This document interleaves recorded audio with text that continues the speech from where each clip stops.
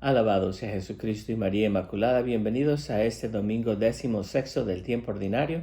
Vamos a leer el Evangelio de San Mateo capítulo 13, versículo 24 al 43.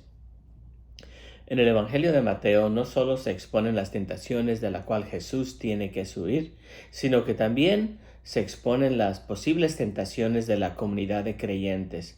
Y esta es las tentaciones para la comunidad de creyentes de todo tiempo, antes y hoy. En el capítulo 13 encontramos tres parábolas que Jesús da como respuesta a estas tentaciones. Es Jesús quien habla a sus discípulos. Expone estas parábolas del reino de los cielos. Recordemos que esta expresión, el reino de los cielos, es exclusiva de Mateo, pero en verdad quiere decir el reino de Dios. Simplemente no se usa el nombre personal de Dios. ¿Y qué quiere decir con el reino de los cielos? Es la sociedad alternativa donde en lugar de acumular para uno mismo, uno comparte con los demás. Donde en lugar de mandar, nos esforzamos por servir. Donde en vez de escalar una vida de carrerismo, nos abajamos a ser el servidores de todos. Esto es el reino de los cielos, donde nadie es excluido y donde hay lugar para todos. La primera tentación a la que está sometida la comunidad de todo tiempo es la tentación de convertirse en una comunidad de elegidos, de élites, ¿no? Una comunidad exclusiva, una comunidad que se cree superior una a la otra y por lo mismo, por salvar y cuidar su exclusividad, buscan la manera de eliminar a los demás que no se ajustan muy bien a sus normas. Simplemente pensemos en nuestros grupos cerrados que tenemos, que no somos muy abiertos a recibir otros miembros que no la piensan como nosotros. Jesús responde a esta tentación con la palabra del sembrador, ¿no? Del sembrador que siembra el trigo y la mala hierba. Jesús dice, mientras todos dormían, vino su enemigo. ¿Quién es el enemigo del Señor? El enemigo del Señor es aquella persona que le gusta sembrar cizaña, que le gusta sembrar división, que le gusta sembrar duda. Y esa persona viene a sembrar cizaña. Y la cizaña es una semilla que es tóxica, ¿no? Que es tóxica, que toma rehén el lugar, que echa a perder lo bueno que hay. Pero más dañino que la cizaña es el celo de los siervos. Es el celo de los siervos de querer ir y separarla, de quitarla, de cortarla, de juzgarla. Dice el Evangelio, entonces los sirvientes fueron al dueño de la propiedad y le dijeron, Señor, ¿acaso no has sembrado tú nada más semilla buena en tu campo? ¿De dónde viene esta cizaña? ¿De dónde viene esta hierba? ¿Quieres que vayamos a cogerla? ¿Quieres que la rompamos de aquí? Y en la parábola el dueño del campo los impide, el dueño les dice que no, porque les dice, si arrancan a la mala hierba, podrías también arrancar al trigo junto con ellas. La acción de los siervos es más peligrosa que la hierba mala, porque la hierba mala va creciendo de acuerdo a cómo va creciendo también el trigo, la hierba buena, ¿no? Entonces Jesús dice que no a una comunidad exclusiva de personas élite.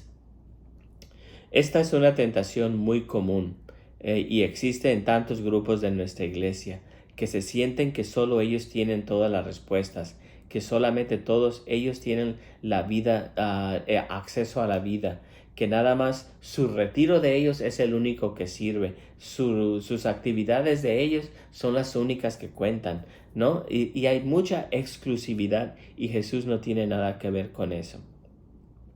La segunda tentación que sufre la comunidad es una comunidad que sufre de su imagen de grandeza, de quererse ver más de lo que son. Y para enfrentar a esta situación, Jesús ofrece otra parábola. Dice Jesús, el reino de los cielos es semejante a. Y para entender a esta parábola hay que entender también un referimiento al profeta Ezequiel. En el libro del profeta Ezequiel, capítulo 17, Israel se describe la comunidad como un cedro, ¿no? Como un grande árbol majestuoso. El cedro venía llamado el rey de todos los árboles, y no solamente ya es un árbol grande, ¿no? Sino que está puesto sobre un monte alto. Y ver a un cedro grande sobre un monte alto con todo su esplendor es algo extraordinario, es bellísimo, es digno de admiración. Pero Jesús no quiere nada de esto para su comunidad. Nuestras iglesias, nuestras parroquias no tienen que ser como ese cedro sobre un monte alto, donde busquemos ser esplendores, ser extraordinarios, ser ¿no? llenos de admiración. Jesús, al contrario, dice que su comunidad tiene que ser como un grano de mostaza, como un grano de mostaza que el sembrador tomó y sembró.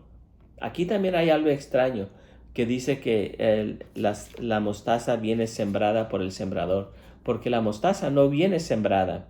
Al contrario, la flor de la mostaza, la semilla de la mostaza, es tan pequeña, es tan leve, que simplemente el viento la hace soplar donde el viento quiere y la hace sembrar y crecer donde el viento quiere. Y qué bonita símbolo del Espíritu Santo tenemos como el viento. ¿Cuál es la lección aquí? La lección aquí es que la comunidad de Jesucristo tiene que ser como esa semilla de mostaza, que se deja guiar por el viento, por el Espíritu. Y allí donde el viento decida que nazcas, allí tienes que crecer, allí tienes que florecer. La semilla de la mostaza no venía sembrada porque se iba donde quiera, sembraba donde quiera, crecía donde quiera. No llamaba la atención por ser tan común, era una como todas. Y el reino de los cielos, que es el reino de Dios, aún en su momento máximo, no tiene que llamar la atención, no tiene que ser lleno de admiración, no tiene que ser como el cedro del Líbano sobre una montaña. Tiene que ser tan común que no se destaca, pero tiene que crecer donde quiera que viene plantado. La tercera y última tentación es el del desaliento. La comunidad cristiana es pequeña, hay mucho trabajo que hacer y se corre el riesgo de desanimarse. Por esta tentación, Jesús dice una tercera parábola. Dice, el reino de los cielos es semejante a la levadura que una mujer tomó y mezcló con 3 medidas de harina.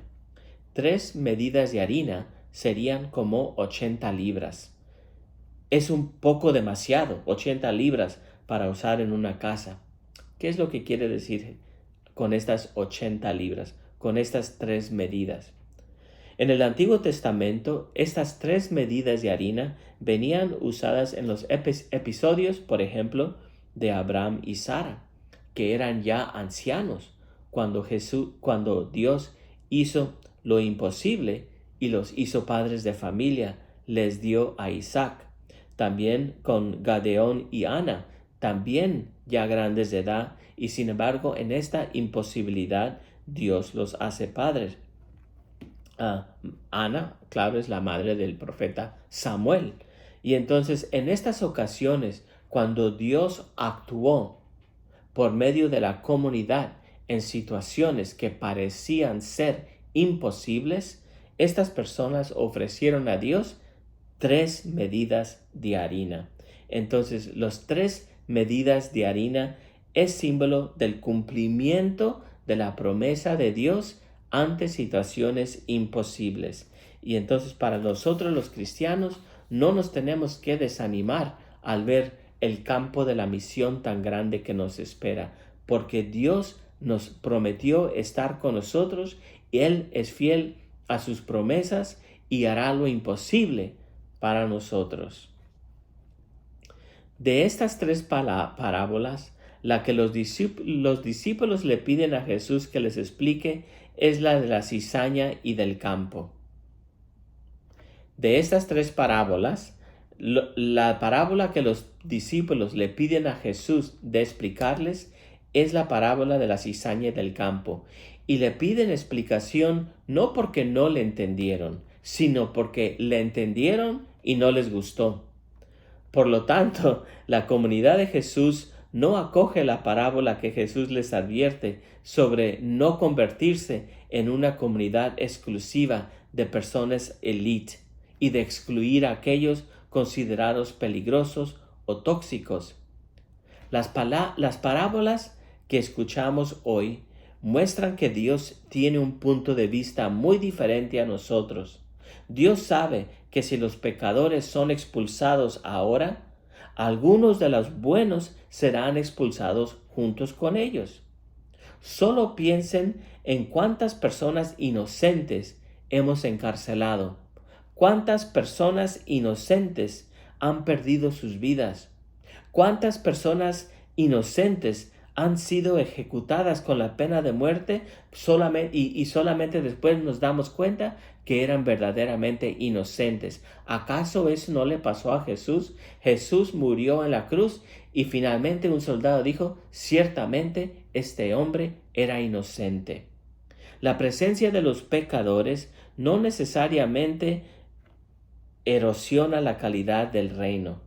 Al contrario, en cambio, la presencia de pecadores entre nosotros permite a los discípulos de Jesús alzar su capacidad de ser generosos y ser misericordiosos. Dios los bendiga.